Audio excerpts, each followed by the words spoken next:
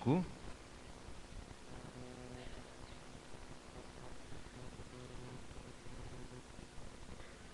Levítico capítulo 11, o verso 45.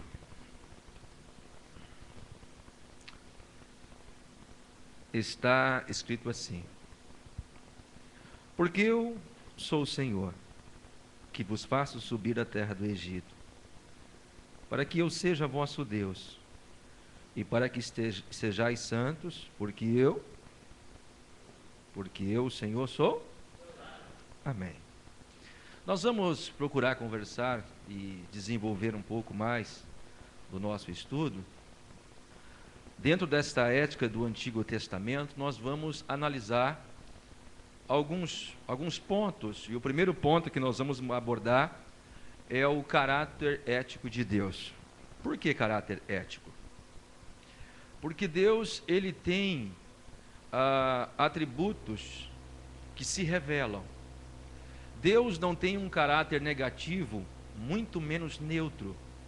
Deus tem um caráter altamente, potencialmente positivo. Ele tem um caráter santo. E ele vai se revelar como um Deus que tem este caráter ético dentro da sua personalidade. Assim como nós estamos ouvindo o pastor Ezequiel abordar esse lado da personalidade do Espírito Santo, porque ele é Deus, a gente também vê isso em Deus e em Cristo Jesus.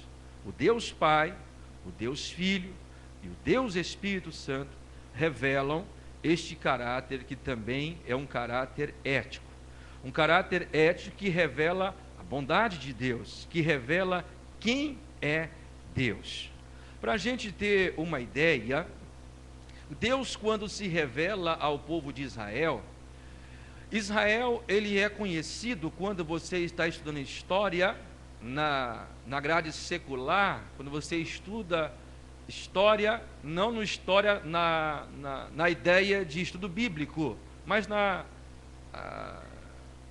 no colégio onde você estuda sobre história, você vai ver que Israel se distingue dos demais povos, porque Deus vai se revelar a este povo como um único Deus. Ele vai se revelar como o Elohim, ou Elohim, como alguns queiram exprimir e expressar, com esse sufixo El, que significa deuses no plural, porque eles não tinham uma revelação ainda para compreender que se tratava do Deus Pai, do Deus Filho e do Deus Espírito Santo. Todavia, Deus se revela a ele de uma maneira única. Ele é o único Deus.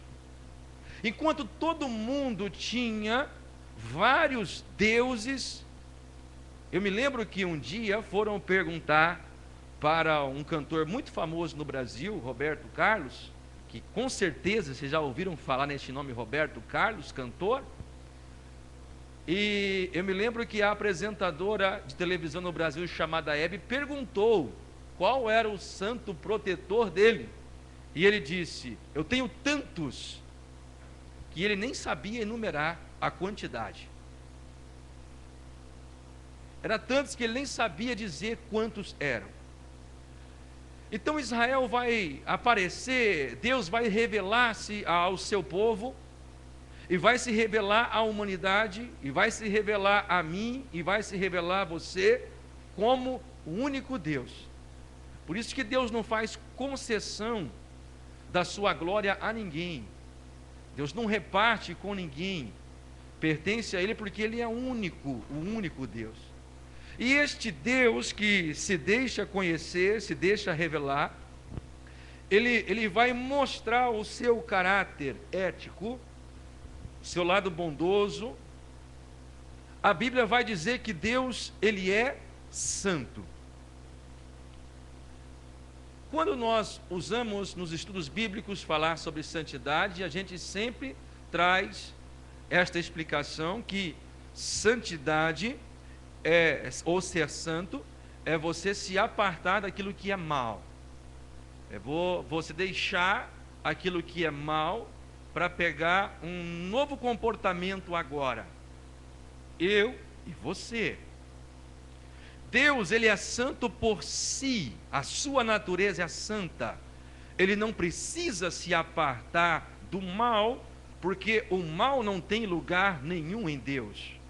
O mal não encontra espaço algum em Deus. Na sua essência, no seu ser, naquilo que ele é santo.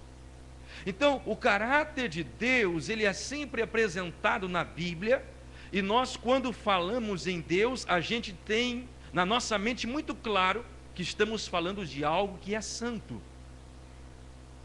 Quando nós nos voltamos para Deus, nós temos a idade que temos a consciência que estamos nos dirigindo a quem é santo, aonde o mal não consegue atingir, porque Deus, ele é santo.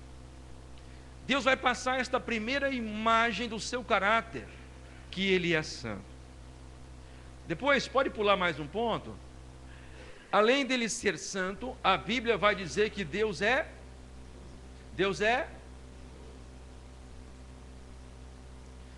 A justiça entre os homens, ela é muito relativa.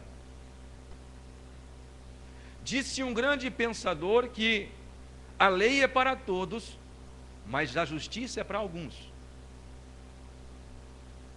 Em qualquer país e sociedade, se alguém for um bilionário, ele vai infringir a lei muitas vezes e dificilmente vai ser preso. Porque os homens têm o seu senso de justiça muito relativo, aonde o ser humano em algum momento pode se corromper e querer comprar a justiça. Aí Deus vai se apresentar ao homem dizendo que, além dele ser santo, ele é justo.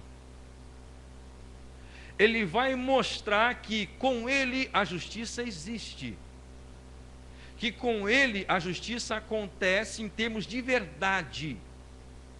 Ele vai se colocar como justo em equidade, aquilo que dá um equilíbrio, aquilo que está num horizonte perfeito. Ele vai fazer com que as pessoas compreendam o seu caráter como um Deus justo. E Deus vai mostrar esse seu lado da sua personalidade. Além dele ser santo e além dele ser justo, pode pular mais um ponto, Deus vai se revelar como?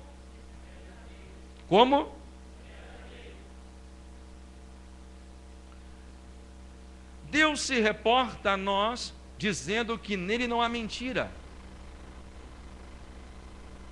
que ele não fala uma meia-verdade. Não, ele vai se mostrar como alguém que é verdadeiro, autêntico. É muito comum quando você sabe que a pessoa, ela inventa as coisas, ela falta com a verdade. O que a gente diz? Confia no fulano não. Se você emprestar dinheiro para ele não é bem verdadeiro para devolver não. Quando a pessoa não é verdadeira, a gente taxa ela automaticamente como desonesta. Ela te fez acreditar em algo que ela não podia cumprir. Aí Deus, ele vai se revelar como verdadeiro, porque ele é um Deus que fala e tem poder para cumprir aquilo que fala. Ele tem poder para honrar aquilo que ele diz. E por isso a Bíblia vai dizer, porventura falaria ele e não? Falaria ele e não cumpriria? Quer dizer, nele não há mentira, nele só há a verdade. Em Deus está a verdade. E aí Deus vai revelando o seu caráter santo, justo, verdadeiro. E dê mais um toquinho para mim aí. Além de santo, justo e verdadeiro, Deus vai mostrar um outro lado dele.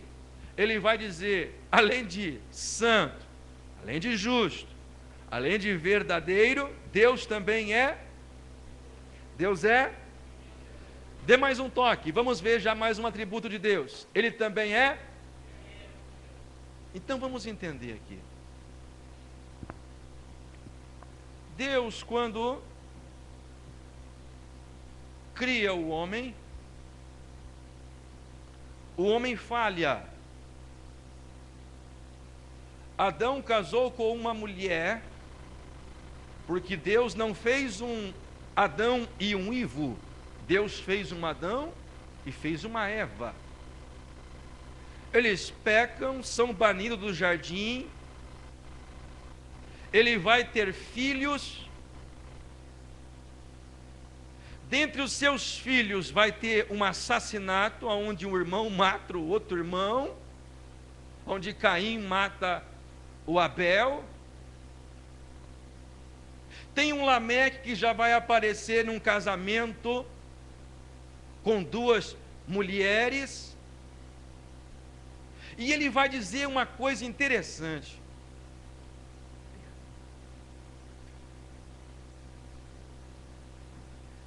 E ele vai dizer uma coisa interessante. Ele vai dizer que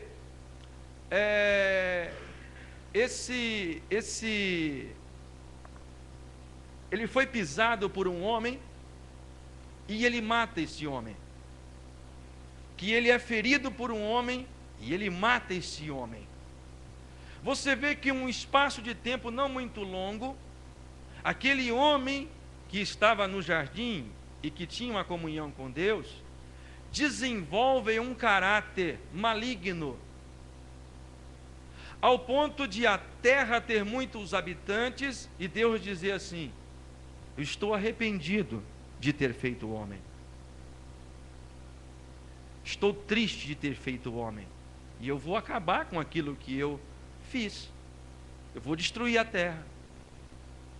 E a Bíblia diz que Deus vai achar graça na vida de um homem chamado, e a Bíblia vai dizer que Noé era um homem justo.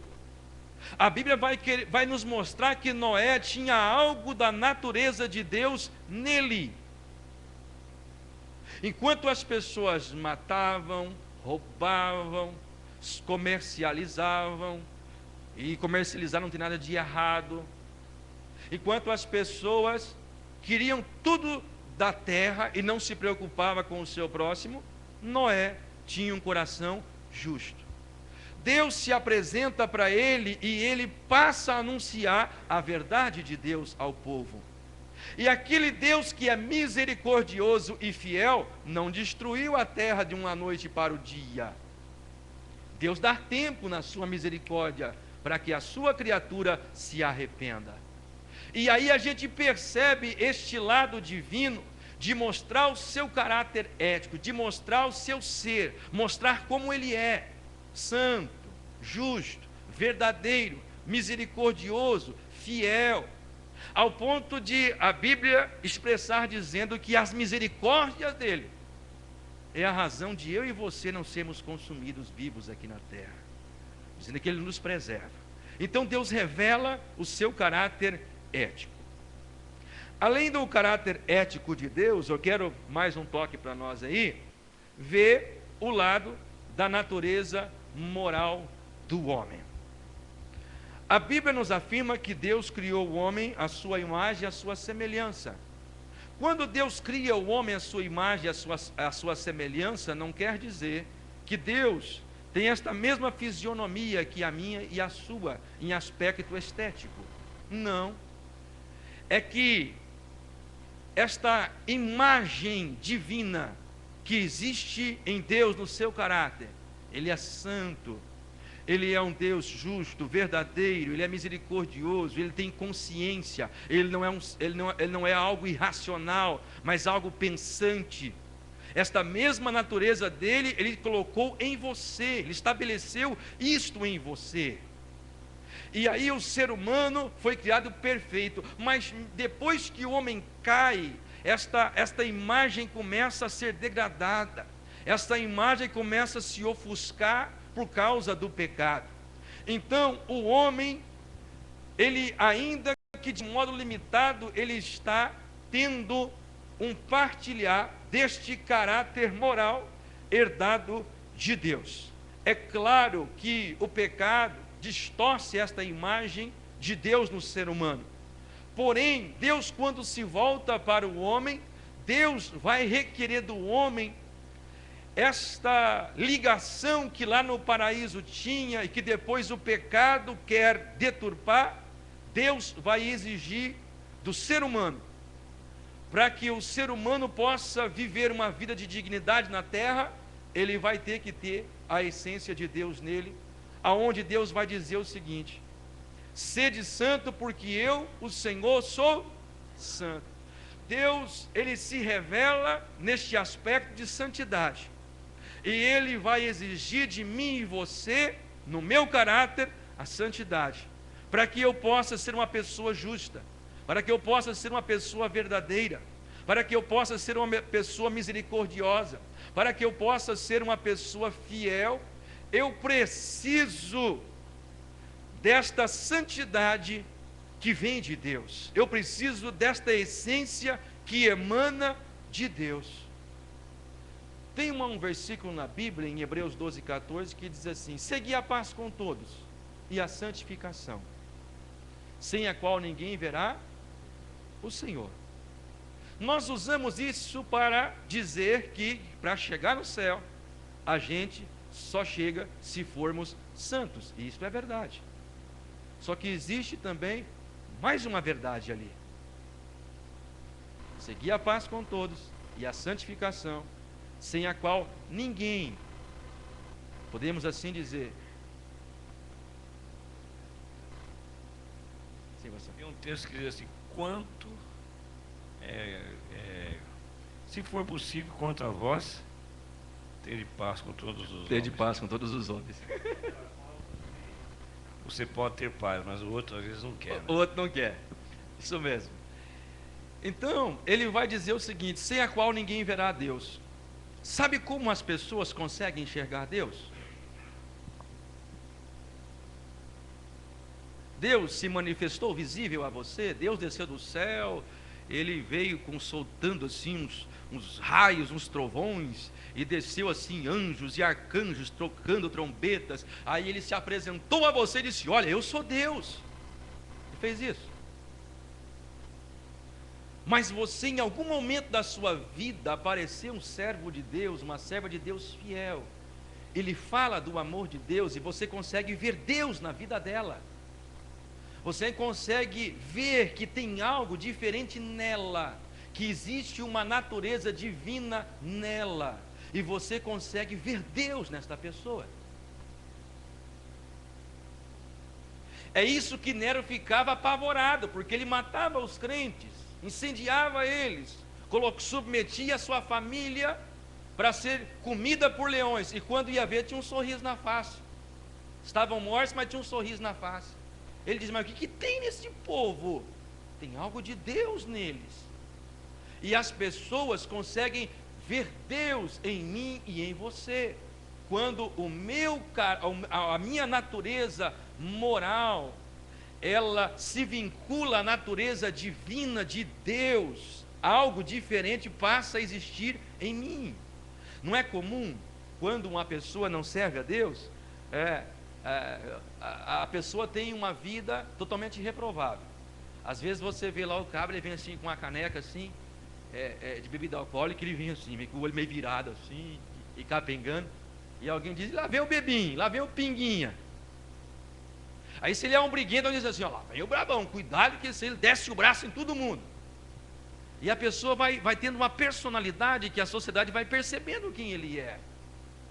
Mas aí ele se encontra com o Senhor, e ele é purificado pelo sangue de Cristo, e ele passa a ser uma nova criatura, e de repente ele aparece sereno, equilibrado, e alguém diz: ué, mas não é o pinguinha?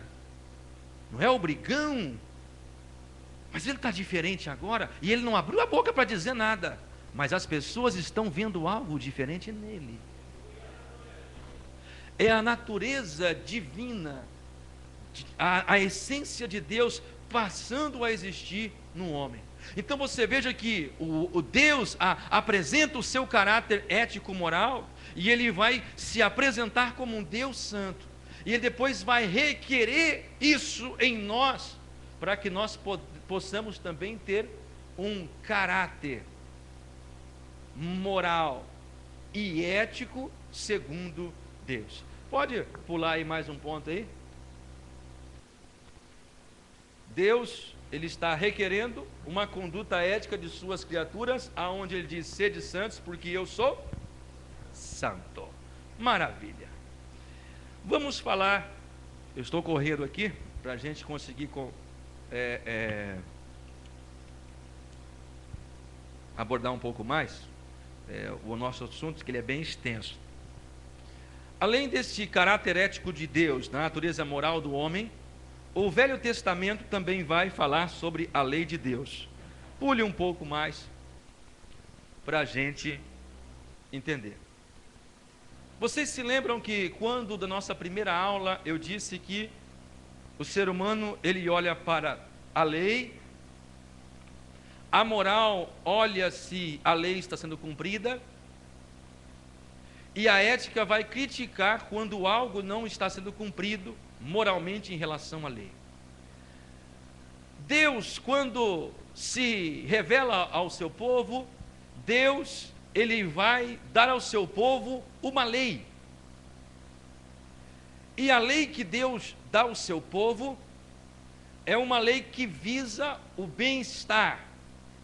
É uma lei que visa regulamentar o convívio entre o seu povo de maneira justa, de maneira honesta, porque Deus sabe que o homem, na sua natureza, ele é uma pessoa que está sempre inclinada para o mal, ele está sempre inclinado para fazer alguma coisa de errada, sempre inclinado para se favorecer.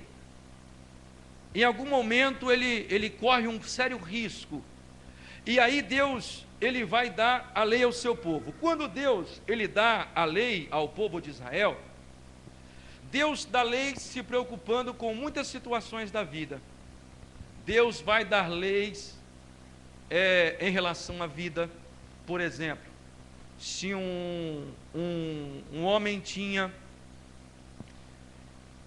um escravo, uma escrava, que eram servos, e ele batesse nesta escrava, e se ele batesse tanto, para a gente entender, ao ponto dele bater com alguma coisa no olho deste escravo, e este escravo ficar cego, de um olho, por exemplo, ele deveria alforriar este escravo, não seria mais propriedade dele.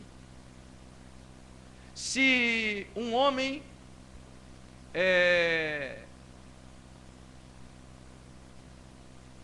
batesse no seu próximo, a ponto de lhe arrancar um dente, aquele que feriu também ia perder um dente. Se o homem batesse no seu próximo a ponto de lhe arrancar um olho, ele também iria perder um olho. Deus começa a dar uma lei ao homem, aonde aquilo que você está medindo, você também vai receber a mesma medida. E nesta lei, é uma lei onde ia prevalecer o olho por olho e o dente por... Era Deus dizendo que você seria avaliado na mesma medida que você estivesse fazendo a sua avaliação. Ia ser recíproco, ia ser na mesma intensidade. E dessas leis, que são diversas leis relacionadas a servos, ao direito de propriedade, direito de ressarcimento, era uma lei que regulava o convívio social. Por exemplo, olhem bem para mim aqui, se aqui em Portugal não tivesse nenhum dispositivo jurídico ilegal, e cada um fizesse o que bem imaginasse ou entendesse, a sociedade seria inteligente? Seria boa? Claro que não. Ué, se não existe lei, eu estou com fome. Aí eu não plantei, mas tem o vizinho lá que engordou um porquinho, eu vou lá e mato ele e como. Não tem lei, ninguém disse que eu não posso pegar o que é do outro. Eu estou com fome, vou lá e pego.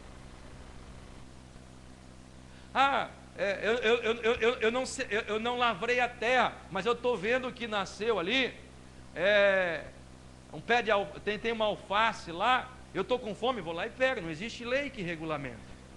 Então Deus vai dar a lei, e esta lei regulamentava o convívio social do seu povo, regulamentava direitos do ser humano, leis básicas e necessárias.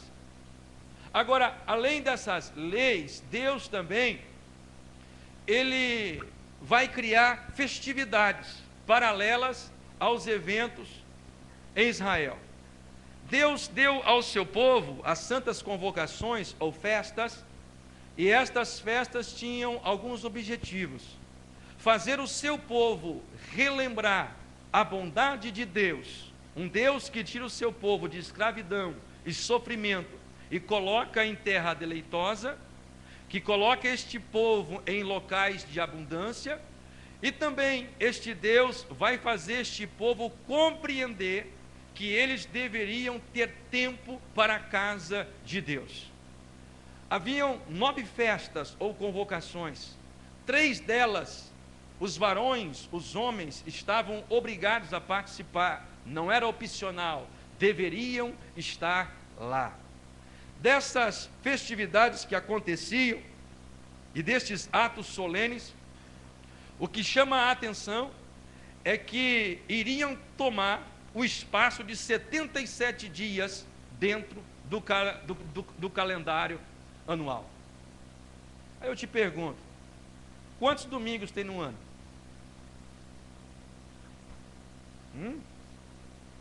52.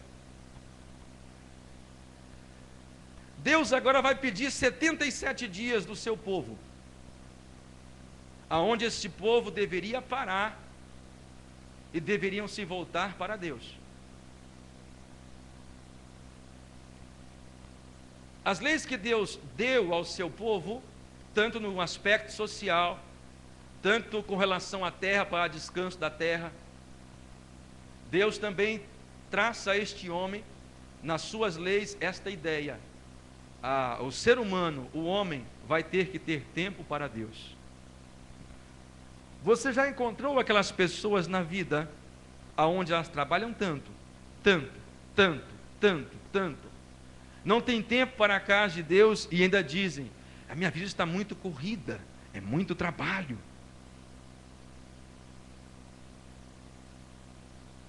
Deus colocou aquele povo naquela terra, revelando o seu caráter, lhe dá a eles ordenanças, para que o povo pudesse compreender que neste relacionamento entre você e Deus, Ele sempre será a sua provisão, Ele sempre será o teu sustento, Ele sempre será o teu ajudador. E isso ia ficar muito claro quando eles se voltassem para Deus, em festa de primícias, para entregar a primazia daquilo que haviam colhido. Haviam nessas festas momento de comunhão um para com o outro, mas em todo o tempo o objetivo principal era a sua atenção, era o seu culto, era a sua expressão de reconhecimento que existe um Deus aonde você precisa parar o seu tempo de trabalho para se voltar para Ele. E aí nós já vamos ver um pouco mais ainda nos mandamentos, quando Deus vai dar o sábado, o próprio Deus vai dizer que Ele cria este universo, tudo que nele há, durante 6 dias, e no sétimo dia Deus descansa. A lei moral do sábado Deus nunca aboliu, Deus sempre requereu do ser humano que ele pare o seu trabalho e ele tire um tempo para o seu Criador. E a lei deixa isso muito claro, a lei de Deus, ele deixa muito claro que Deus, ele precisa que eu e você paramos um pouco da nossa correria, do nosso corre-corre diário, da nossa vida estressante, e a gente se achegue na sua casa e tenhamos tempo para falar com Ele. Então, a lei de Deus vai mostrar isso ao ser humano, que ele precisa celebrar o nome de Deus, que ele precisa cultuar a Deus, que ele precisa reconhecer a bondade de Deus sobre ele. É por isso que quando nós estamos ofertando, quando nós estamos dizimando, sabe o que nós estamos dizendo? Eu reconheço a fidelidade de Deus sobre mim. Eu reconheço que Ele é provedor. Eu reconheço que aquilo que eu possuo por sua infinita graça. A sua fidelidade tem me sustentado. E aí você vai entender que Deus é generoso e gracioso a ponto de ninguém superar Ele. Ninguém pode dar a Deus mais do que Deus lhe dá a você. Jamais, não tem quem supere a Deus em generosidade. E aí a gente passa a entender este aspecto de Deus no seu caráter de bondade e fidelidade. E a lei vem mostrar isso, que nós precisamos ter tempo para Deus. Eu trabalhei com um pastor, e ele dizia uma coisa muito interessante, eu gostava muito de ouvir isso. Ele dizia o seguinte: quem não tem tempo para Deus, está perdendo o seu tempo. Quem não tem tempo para Deus, está perdendo o seu tempo. O tempo de Deus é algo muito precioso na nossa vida. Esse tempo que nós estamos na presença de Deus é algo que jamais pode ser negociado, trocado por coisa alguma. Esse é o tempo de Deus. Bem, além da lei de Deus, nós temos ainda, revelando este caráter divino no Velho Testamento, nós temos os 10 mandamentos. Mais um clique para nós aí. Vamos lá. Olha só, os 10 mandamentos, ele vai revelar deveres para com Deus, deveres para com o próximo e deveres para consigo mesmo. Você veja bem, aquele Deus que ele diz que ele é santo e que é o único Deus, ele vai ter que ficar lembrando o seu povo que não deve ter outro Deus diante dele. Ele vai dizer: não terás outro Deus diante de. O que isto revela? Revela esta unicidade de Deus. Ele é único. Depois nós temos o segundo mandamento, mais um clique aí. Deus vai dizer: não farás para ti imagens de. Isto fala sobre o quê? A verdade central fala sobre a Agora, por que Deus diz no primeiro: não terás outros deuses? E aqui ele diz: não farás imagem de escultura.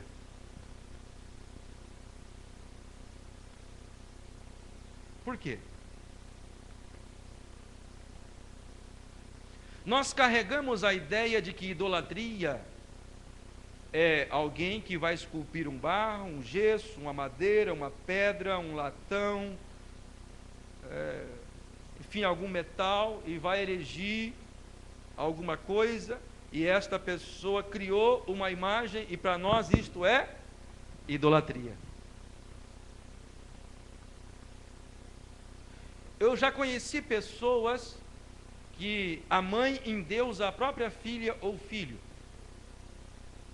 Eu já conheci pessoas que ele endeusa o próprio carro que ele tem.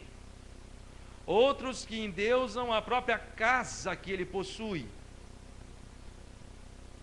O Deus dele é o próprio dinheiro. Jesus até chegou a dizer: vocês não podem servir a Deus e a Mamon, as riquezas, querendo dizer que o próprio dinheiro pode se tornar um Deus, algo que se torne para o ser humano maior do que o próprio Deus.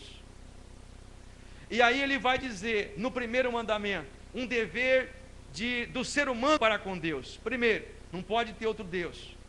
Deus tem que ser central, único na sua vida. Ele tem que ser o único Deus. Sim?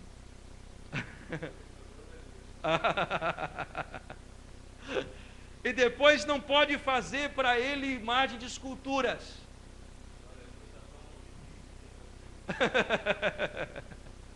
Depois do terceiro mandamento, vamos lá, Deus vai continuar dizendo: não tomarás o nome do Senhor teu Deus em... Deus vai fazer o ser humano entender o que é reverência.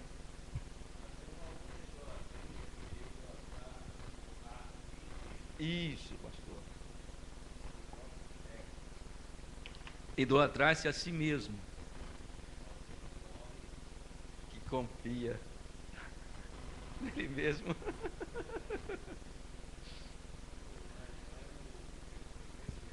É tão interessante o pastor falando desse endeusamento de si mesmo, esse querer do teu ego plenamente satisfeito. Freud tinha uma ideia na psicologia que ele dizia o seguinte: você quer ser feliz, mate Deus. Ele dizia que você não precisava ter Deus, você precisava ter somente a si mesmo. Então quer dizer, você tem que ser o seu próprio Deus. Você não precisa de Deus. Você precisa se endeusar a si mesmo para você se encontrar. Essa é a ideia dele. Bem, esse é o pior ídolo. A gente percebe isso muito em atores, cantores, nessas pessoas, personalidades, pastores também. Mas aquela pessoa que tem aquela necessidade. No Brasil, eu estava lendo uma matéria muito interessante. Cantores é uma coisa que aparece no cenário, faz muito sucesso, e depois ele tem que ficar criando músicas que façam sucesso para ele continuar no topo. E aí ele se embriaga naquele cenário, naqueles aplausos, naquela multidão, naquele glamour, e de repente ele não consegue mais fazer sucesso. E aí depois eles começam a entrar em depressão, porque eles querem as pessoas ovacionando, gritando o seu nome, falando deles, querendo tocar eles, que depois eles passam na rua, ninguém nem autógrafo pede mais, e eles começam a ficar doentes.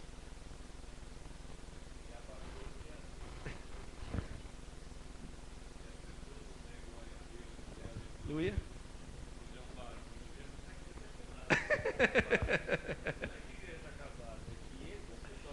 Ele quer ser idolatrado. E esse, na verdade, pastor Antônio? Só estão pedindo para me falar no microfone. Sim. Quando há pastores que às vezes ele prega, ele quer que todo mundo glorifique a Deus, fala línguas. Isso. E então, mas é porque não é que ele ainda fica falando na presença do pastor local que a igreja é fria, é gelada. Isso. Não é que a igreja é fria, é gelada. É ele que quer ser endeusado. Isso. E além dele falar que a igreja é fria, tem aqueles que ainda xingam a igreja, né? Eu estava pastoreando uma igreja e chegou alguém e disse assim: porque aqui as pessoas parecem que têm queixo de concreto. Falei, ué, zíper na boca. Aí eu deixei ele falar bastante, ele falou um monte de abobrinha. Aí terminou o culto, eu falei assim: eu preciso conversar com você, desce no escritório um pouquinho lá. Aí ele desceu lá. Aí eu disse para ele: não faça isso quando você for pregar, não fale mal da igreja, não. Não, pastor, mas a gente faz essas frases de efeito, sabe como que é? Mas essa não é frase de efeito, não, isso é frase de defeito que você está falando por aí. Esse que quer ficar meio nervosinho, né? Você está tudo errado. Você não prega em função das pessoas gritarem, pularem, você prega porque você está anunciando o evangelho. Se você achar que evangelho depende de alguém pular, Jesus não tinha microfone, tinha uma multidão que desaparecia. Tá, todo mundo quietinho, então ninguém ouvia nada. Então você aprende. Aí ele ficou me olhando. Eu espero que ele tenha aprendido, né? Vamos lá. Não tomarás o nome do Senhor teu Deus em vão. Neste decálogo dos deveres do ser humano para com Deus, Deus queria fazer a pessoa entender que o nome de Deus não pode ser tomado em vão. As pessoas têm uma tendência muito forte a brincar com o nome de Deus, a levarem o nome de Deus até na brincadeira. Deus queria que o seu povo entendesse que o seu nome revela o seu caráter de santidade e que as pessoas deveriam entender que este nome, o nome do Senhor, ele é um nome santo. Quando eles falassem Elohim, El Shaddai, Adonai, Iavé, quando eles pronunciassem isso, que eles estavam usando um nome que é santo, um nome poderoso, e que isso não poderia ser usado de qualquer forma. Não era em vão, mas isso deveria ser tomado, interiorizado no ser humano em reverência. Ele deveria ter isso na sua consciência, a reverência para com o nome de Deus. Eu me lembro que um dia, em sala de aula, um professor fez uma brincadeira com o nome do Pai Nosso, em termos de gozação, assim, tratando a Deus como se fosse um ser desprezível. E todo mundo caiu na gargalhada, menos eu. Aí ele olhou para mim, sabia que eu era evangélico, ele disse assim: o Luciano não gostou. E eu disse para ele: não. Mas você é muito moralista. Eu disse: não. Mas por que então? Eu falei: se eu usasse o nome do teu pai, tratasse o teu pai como se fosse um cachorro, o nome do teu pai, você ficaria contente? Ele disse: não. Falei: como que você faz brincadeiras tão maliciosas com o nome de Deus e quer que eu dê risada e fique alegre? Se alguém faz uma gracinha com o seu nome, ou o nome do teu pai, você já se ira, como é que você vai fazer brincadeiras e palhaçadas com o nome de Deus e quer que eu dê risada? Aí ele se calou. Então, o nome de Deus não pode ser tomado em vão. Mais o quarto mandamento. Deus também, no dever para com Deus, ele vai lembrar do dia de sábado para santificar. Verdade central, descanso. Você vai ver que o povo de Deus vai ficar 70 anos em exílio, porque a cada 6 anos deveriam lavrar a terra, e no 7º ano não podia lavrar, a terra tinha que descansar. Aí Deus fala assim: vocês não fizeram isso? Não, vou deixar vocês 70 anos exilados, mas a terra vai ter os 70 anos de descanso que vocês, durante o espaço de tempo, não fizeram descansar. Eu e você precisamos de descanso, e nesse dia de descanso é o dia que nós separamos para servir a Deus, para adorá-lo, para celebrar o seu nome, para glorificar o seu nome. É um dia de descanso, é um dever para com Deus. E o 5º mandamento, mais um clique, porque o Júnior já chegou aqui. Sobre o 4º mandamento, porque senão você vai passar, tá, e isso vai ficar muito ruim para mim depois. Diga, pastor. Aproveitar a oportunidade. No Novo Testamento, os 9 mandamentos foram citados por Jesus, menos o 4º mandamento, porque naturalmente os fariseus fizeram do sábado uma idolatria. E Jesus disse que ele era o Senhor do sábado. Não estava dizendo que não precisava descansar, mas não precisava fazer também do sábado um ídolo. E para a presente dispensação, o sábado foi dado como sinal para Israel. E no capítulo 11, Jesus é o nosso descanso. Vinde a mim todos que estão cansados e oprimidos, eu vos aliviarei. É bom citar isso, porque senão tem muita gente nos ouvindo de longe e vai pensar que nós somos sabatistas. Jesus falou, né? O homem pegou a cama e começou a andar, e os fariseus chegaram: mas não pode, mas está fazendo isso dia de sábado. Aí Jesus falou assim: o meu pai trabalha e eu trabalho também, até o dia de hoje, no sábado. Então, para a gente entender aqui, este mandamento 5, honrar o pai e mãe. Deus vai dar esse dever para com o próximo, para honrar o pai e a mãe, para que se prolongue os dias na terra. É o mandamento com promessa, respeito pela autoridade dos pais. Lá no Brasil, tem uma coisa tão interessante que está preocupando. Eu não sei aqui na Europa, mas estão falando até agora sobre a lei da palmada. Um pai não pode mais corrigir o seu filho. Aconteceu de uma menina na cidade de Foz do Iguaçu.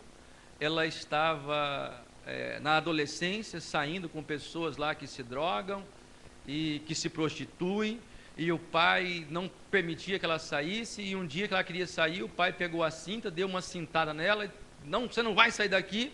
A menina foi para o conselho tutelar, denunciou o pai, e a justiça queria prender o pai agora, por querer corrigir o seu próprio filho. Cada vez mais a gente percebe um distanciamento disso. As pessoas vão perdendo esta reverência, este temor pelos pais. E Deus queria que ficasse muito claro que os pais têm que ser honrados, a autoridade dos pais tem que ser respeitada. Bem, meus irmãos, depois a gente continua. Quero passar a palavra a Júlio.